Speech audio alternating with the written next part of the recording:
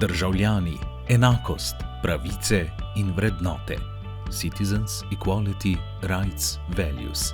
CERV. Je okoli 1,55 milijarde evrov vreden program, ki traja od leta 2021 do 2027.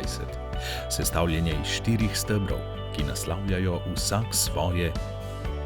Opala, ne se ustrašiti! Obsežni programi Evropske unije znajo biti na prvi pogled zastrašujoči, a točka CERV je tu ravno zato, da vam pomaga pri orientaciji skozi zahtevane formalnosti. Tako se lahko maksimalno posvetite svoji projektni ideji. Program preko 4 vsebinskih sklopov zasleduje skupen cilj. Podpira razvoj demokratičnih, enakopravnih in vključujočih družb, ki temeljijo na pravicah in vladavini prava in tako krepi pravice in vrednote skupne vsem članicam Evropske unije. A kako lahko vemo, kateri vsebinski steber je primeren za vašo projektno idejo? Najprej je potrebno jasno definirati namen vašega projekta.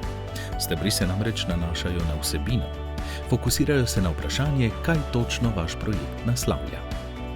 Sklop Vrednote unije zagotavlja finančno podporo organizacijam, ki krepijo zaščito in spodbujanje vrednot unije ter spoštovanje pravne države in prispeva k oblikovanju bolj demokratične unije.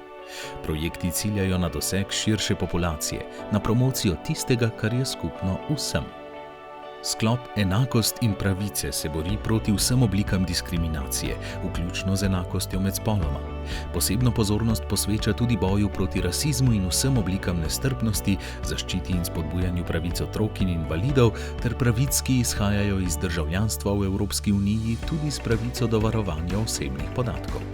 Sklop Udeležba državljanov ozavešča o skupni evropski zgodovini, spodbuja aktivizem, udeležbo državljanov in sodelovanje v demokratičnem življenju v Evropski uniji ter spodbuja izmenjave med državljani različnih držav članic preko pobratenja mest in mreže mest. Sklop Dafne se osredotoča na preprečevanje in boj proti nasilju nad ženskami in otroci, mladostniki ter drugimi ogroženimi skupinami. Posebno pozornost posveča tudi nudenju podpore in zaščiti žrtev. Na razpise se lahko prijavite nevladne organizacije, občine, ministrstva, državni organi, kot so varuh človekovih pravic, zagovornik načela enakosti, informacijski pooblaščenec, javni zavodi, kot so osnovne in srednje šole, univerze, akademije, raziskovalni zavodi, muzeji, knjižnice, razvojne agencije, kulturne ustanove, pa tudi profitne organizacije, podjetja, ki delujejo na tematskih področjih, ki jih naslavlja program. Srečno vsem prijaviteljem!